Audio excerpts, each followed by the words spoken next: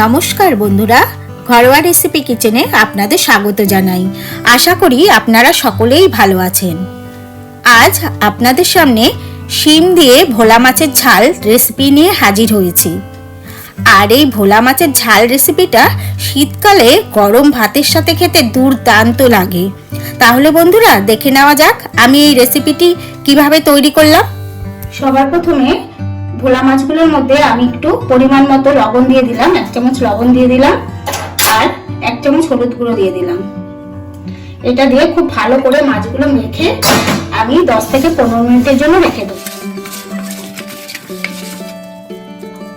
এখন আমার খুব ভালো করে মাখানো হয়ে গেছে। এবার আমি এটা একটু রেস্টে রেখে দিচ্ছি। ভোলা মাছটা আমি সর্ষে দিয়ে রান্না করব, তাই আমি এখানে 2 চামচ সাদা সর্ষে নিয়ে নিচ্ছি আর 2 চামচ কালো সর্ষে আর সাথে কয়েকটা কাঁচা লঙ্কা। এটা আমি ভালো করে ধুয়ে নিয়ে শিলে বেটে নেব।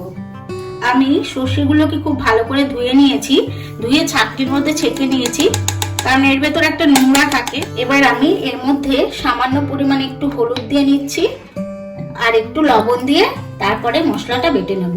কারণ অনেক সময় সর্ষে বাটতে গেলে অনেকের হাতে তিতো হয়ে যায়, তার জন্য একটু লবণ হলুদ দিয়ে নিলে আর কিন্তু কখনোই সর্ষেটা তিতো হবে না।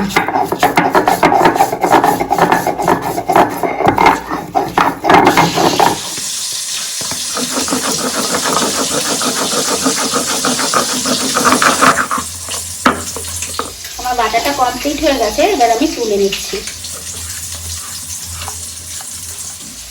গ্যাস জ্বালিয়ে কড়াই বসিয়ে দিয়েছিলাম, কড়াইটা খুব ভালো করে গরম হয়ে গেছে। আর মাছ করার জন্য কিন্তু কড়াইটাকে খুব ভালো করে গরম করে নিতে হবে মাছটা ভাজার জন্য। এবার আমি একটু সর্ষের তেল দিয়ে দিচ্ছি, আর আমি কিন্তু মাছটা সর্ষের তেলেই রান্না করব। এবার তেলটা খুব ভালো করে গরম করে নিয়ে মাছগুলো ভেজে নেব।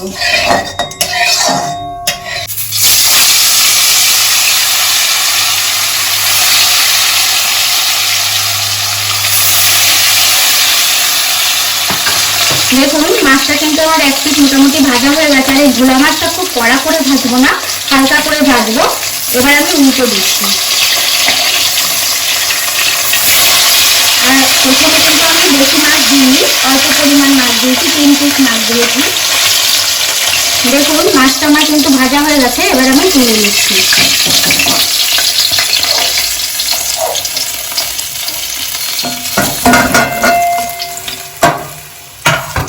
এবার আমার বাদ বাকি মাছগুলো আমি এইভাবেই ভেজে নেব। আমার এই মাছগুলো খুব ভালো করে ভাজা হয়ে গেছে, এবার আমি তুলে নিচ্ছি। মাছগুলো আমার সব কিন্তু ভাজা হয়ে গেছে। আর আমি এখানে কতগুলো শিম কেটে নিয়েছি, শিমগুলোকে আমি একটা শিমকে 2 ভাগ করে নিয়েছি। এবার আমি এই মাছ ভাজাই অবশিষ্ট তেলের মধ্যে অল্প পরিমাণ কালো জিরে ফোড়ন দিয়ে দিলাম আর সাথে 2টো শুকনো লঙ্কা। এটা থেকে একটা সুন্দর গন্ধ বেরোলে পরে আমি শিমগুলো সবার প্রথমে দিয়ে দেবো। এবার আমি শিমগুলো দিয়ে দিচ্ছি। ফোড়নটা রেডি হয়ে গেছে।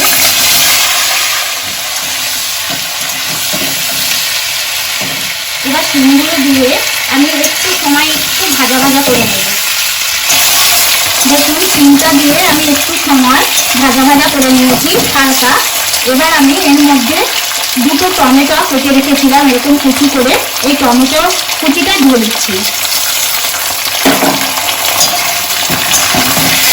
এরপর এর সাথেই আমি এর পরিমাণ অনুযায়ী লবণ দিয়ে দিচ্ছি, কারণ মাছেও লবণ মাখানো আছে। অল্প পরিমাণ লবণ দিয়ে দিলাম আর 1 চামচ, ছোট চামচের 1 চামচ হলুদ গুঁড়ো দিয়ে দিলাম। দিয়ে এটা এর সাথে একটু ভালো করে মিশিয়ে নেব। টমেটোটা দিয়ে একটু নাড়িয়ে নিয়ে আমি এবার ছোট চামচের 1 চামচ লঙ্কার গুঁড়ো দিয়ে দিলাম। আর সুন্দর কালারের জন্য আমি ছোট চামচের 1 চামচ কাশ্মীরি লঙ্কার গুঁড়ো দিয়ে দিলাম। এবার এটাও এর সাথে খুব ভালো করে মিশিয়ে নেব। এগুলো আমি সমস্ত কিছু খুব ভালো করে মিশিয়ে নিয়েছি। এবার যে আমি সর্ষে আর লঙ্কাটা বেটেছিলাম সেই সর্ষে আর লঙ্কা বাটাটা দিয়ে দিচ্ছি। এবার এটাও খুব ভালো করে এর সাথে আমি একটু কষিয়ে নেব সর্ষে লঙ্কা বাটাটা। আর এবার একটু সামান্য বাটি ধোয়া জলও দিয়ে দিচ্ছি।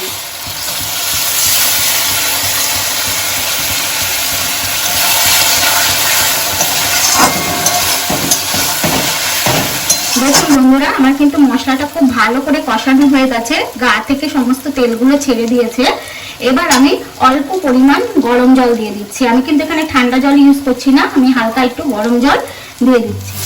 আর এখানে কিন্তু আমি একদম অল্প পরিমাণে জল দেবো, কারণ এটা সম্পূর্ণ গামাখা তৈরি হবে, আর এটা গামাখা না হলে ভালো লাগবে না। দেখুন জলটা দেওয়ার পর খুব ভালো করে ফুটে উঠেছে। এবার আমি এক এক করে মাছগুলো দিয়ে দিচ্ছি। আর বন্ধুরা, এইভাবে টমেটো সিম দিয়ে ভোলা মাছের ঝাল যদি আপনাদের ভালো লাগে তাহলে অবশ্যই আমাকে একটা কমেন্ট করে জানাবেন, আর ভিডিওতে একটা লাইক দেবেন, বন্ধুদের সাথে শেয়ার করবেন। নতুন বন্ধুরা চ্যানেলটি সাবস্ক্রাইব করে পাশে থাকা বেল বাটনটি প্রেস করে দেবেন পরবর্তী ভিডিওর নোটিফিকেশন পাওয়ার জন্য। দেখুন বন্ধুরা, মাছটা আমার সম্পূর্ণ রেডি হয়ে গেছে, আর এর লবণ টবণ সম্পূর্ণভাবে ঠিক আছে। এবার আমি একটু ধনেপাতা কুচি দিয়ে দিচ্ছি ওপর দিয়ে। ধনেপাতা কুচি দিয়ে মাছটাকে আমি নামিয়ে নেব। এবার আমি একটা পাত্রের মধ্যে মাছটা ঢেলে নিচ্ছি।